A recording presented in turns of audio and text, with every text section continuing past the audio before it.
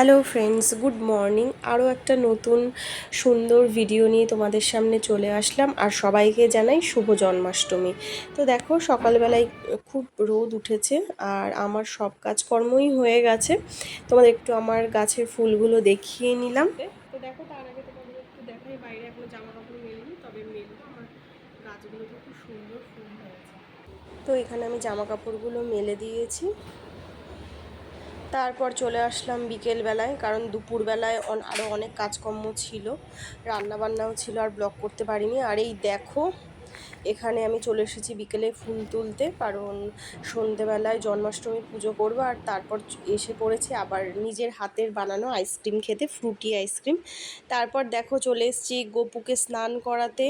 তো এখানে আমি আর নীল দুজনে মিলেই গোপালকে স্নান করাচ্ছি। তারপর এবার পুজো করব। পুজো করার আগে আমি কিচেনের সমস্ত কাজকর্ম সেরে নিয়েছি, রাতের যা রান্না ছিল সেগুলোও আমি সেরে নিয়েছি। তারপর আমি আবারও স্নান করে তারপর চলে এসেছি পুজো করতে।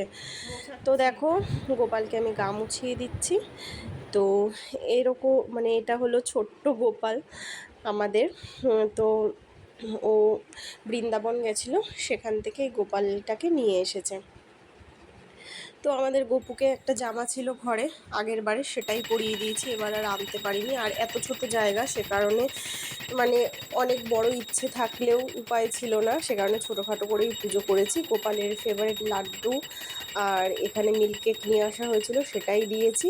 বাটার আনা ছিল কিন্তু আমার মনে ছিল না দিতে।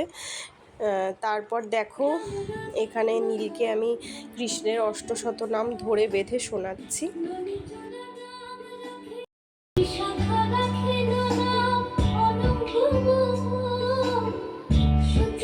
তো জন্মাষ্টমীর পুজো আমাদের কমপ্লিট, চলে আসলাম রাতের ডিনার সারতে। আর দেখো, ডিনারে আজকে আমাদের কি ছিল।